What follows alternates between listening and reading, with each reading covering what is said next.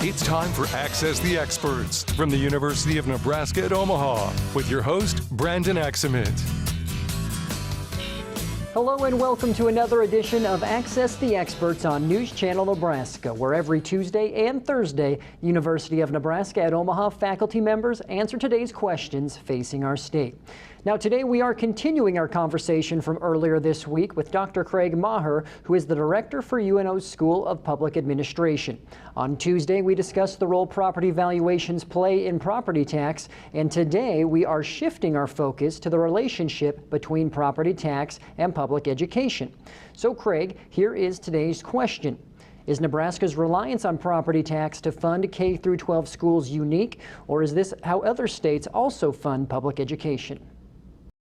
A fascinating question, and it's one that I have been asked on several occasions to speak to the legislature about, and one that I have been paying pretty close attention to since I came here about 7 years ago. I would say that when it comes to funding and school education in Nebraska, we're unique or different in two aspects. The first is the wording of our Constitution. So if you look at Nebraska's Constitution in relation to K-12 education, it simply says that the legislature shall provide for the free instruction in the common schools in the state. That's a pretty general statement that provides a legislature with a lot of flexibility. Compare that to my home state, Wisconsin, that says that the Constitution says that the legislature shall provide by law for the establishment of district schools, which shall be nearly as uniform as practicable. That uniformity clause has been at the crux of multiple cases that have gone all the way to the state Supreme Court. We don't see that in Nebraska because of the constitutional language.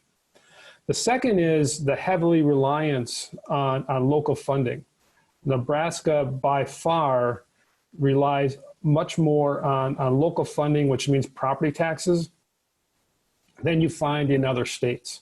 And we're seeing that play out in the state legislature, where there is this debate about trying to bring down property taxes, and school funding is always part of that conversation because you can't do one without the other. And these are going to be debates that I think we'll continue to see and hear about, because there is no easy solution.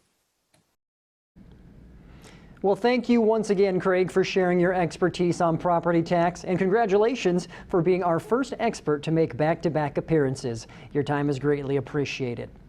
Well, for our viewers at home, do not forget that Access the Experts airs every Tuesday and Thursday at 6:46 a.m. and p.m. only on News Channel Nebraska. And lastly, do not forget, if you have a question you want answered, go to newschannelnebraska.com and click on the Access the Experts link to submit your question. It may just be answered by a UNO expert on an upcoming edition. Again, I'm Brandon Axamit here on News Channel Nebraska, and we are looking forward to catching you next time on Access the Experts. Don't forget, every Tuesday and Thursday at 6:46 a.m. and p.m.